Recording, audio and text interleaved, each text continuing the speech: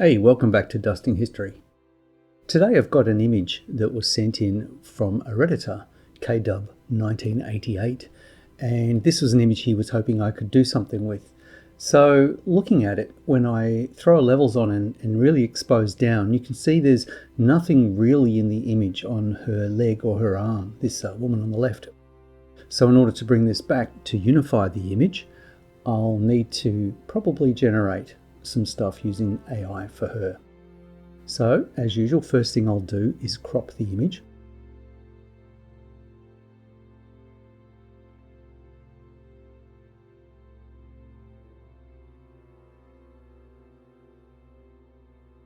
Then using the lasso tool, I'll select this torn corner of the image and I will see if I can generate something that'll pass as a piece of background.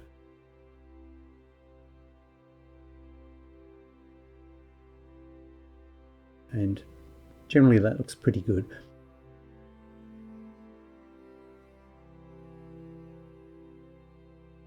Next is a quick despotting.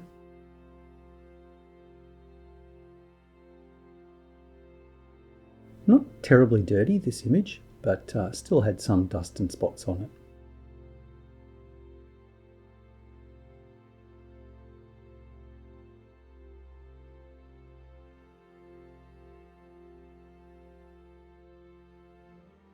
Alright, done. Now looking at the shadows and highlights, I'm trying to find if there's any kind of information I can pull from the image at all in the highlights, and there's not a lot, but I'll balance it up a little bit.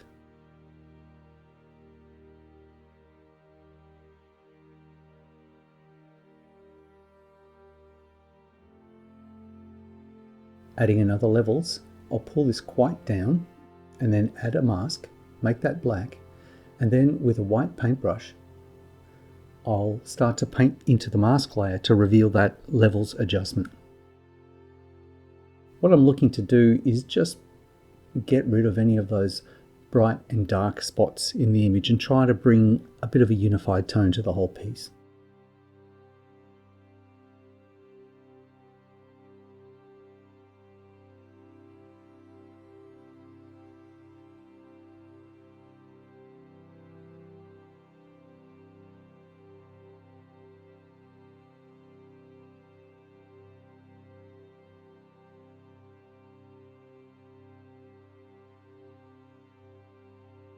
You can see when I toggle that on and off what a change that makes.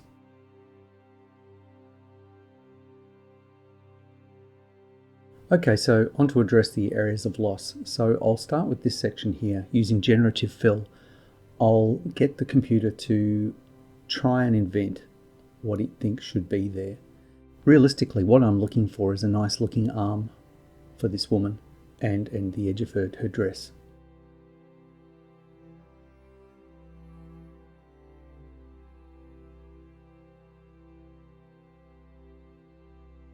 That one's quite good. It's done quite a good job of that. Now I'll do the same up here, being mindful of what I can still see of her hair. You'll see that when Generative Fill has a guess, it makes some pretty wild choices on hairstyle, and it also generates data beyond the marquee selection to help blend it, so sometimes it'll creep into areas you don't want.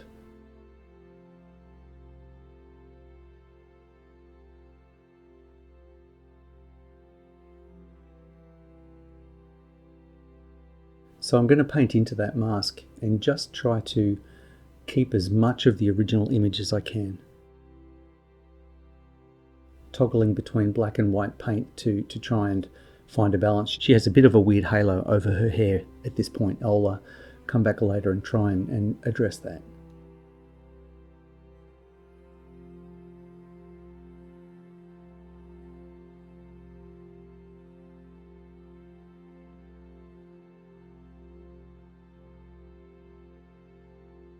Okay, on to the last piece of the loss, which is her legs.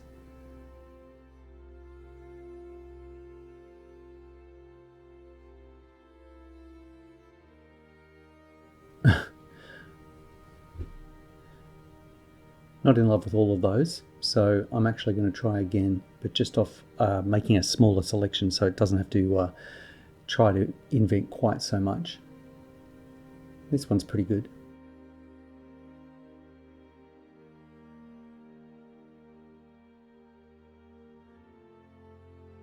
Again, going back to the layer stack, I make a levels adjustment layer because I'm trying to remove some of this paleness on this left-hand side of the image. So again, using a gradient tool in the mask channel, I reveal a little bit of that grade, as well as then deferring back to the paintbrush and painting some more.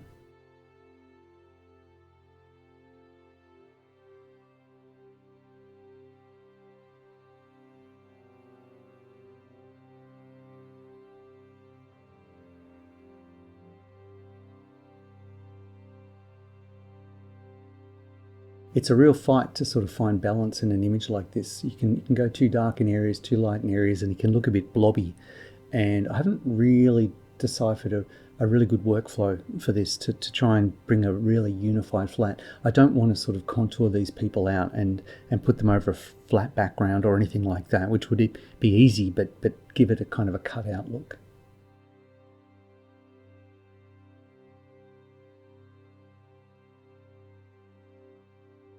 So some more kind of balancing and trying to find an even tone in the image.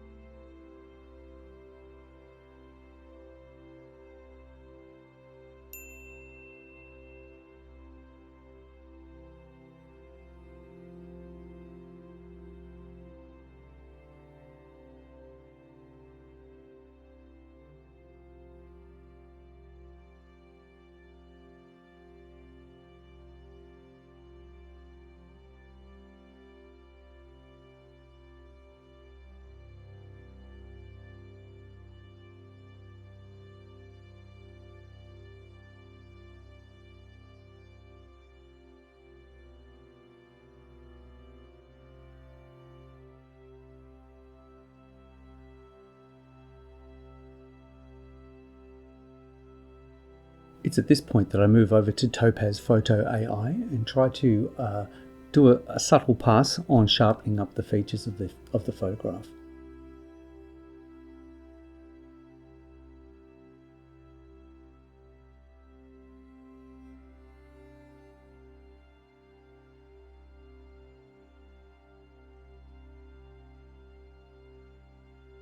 And once I'm happy with that, I bring it back into Photoshop.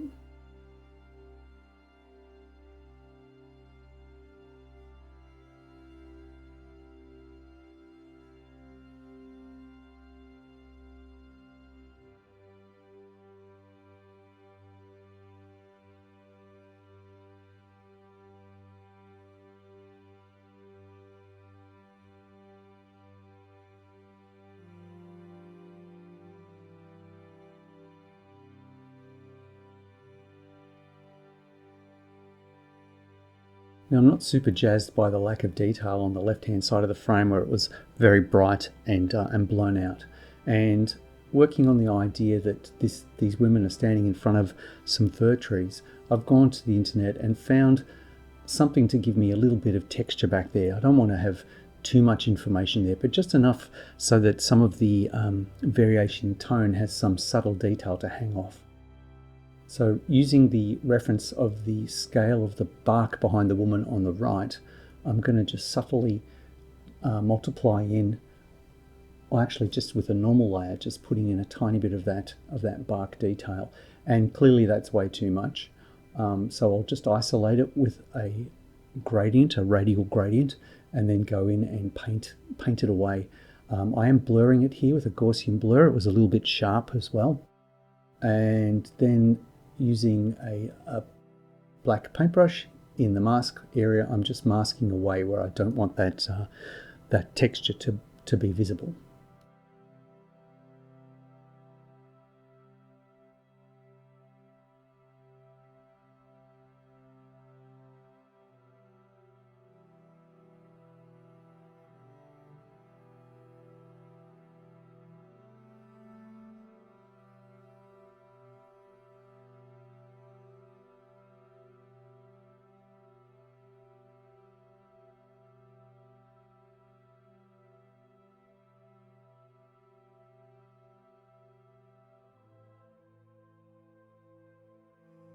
So some last minute touch-ups here, looking at the Sharpen AI image and the original image, and just deciding where I want to blend between the two. I think that some of this stuff is way too sharp a result, and so while I like it subtly in some areas, I'd prefer to be back closer to the original in others. So just selectively choosing where to bring some of that focus.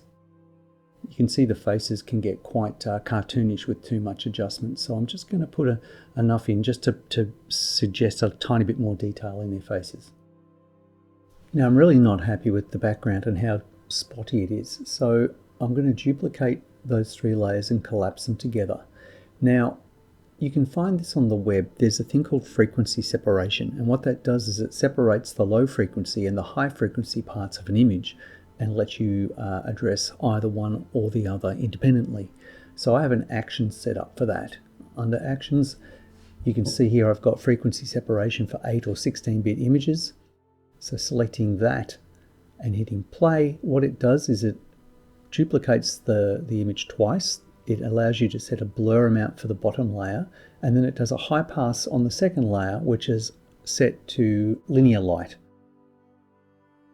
So now with those two set up in a group, I can get a paintbrush and sample the color from the background and start to paint on that blurry layer. And all I'm going to be doing is affecting the larger tones and none of the high frequency highlights on the layer above.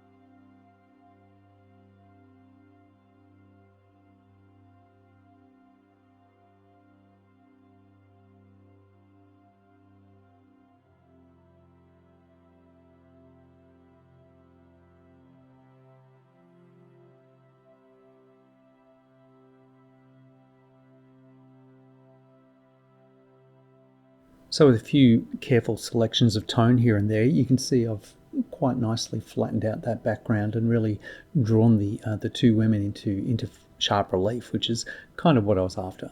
And it's very nice not to have that blobby, distracting background behind them. And that's done.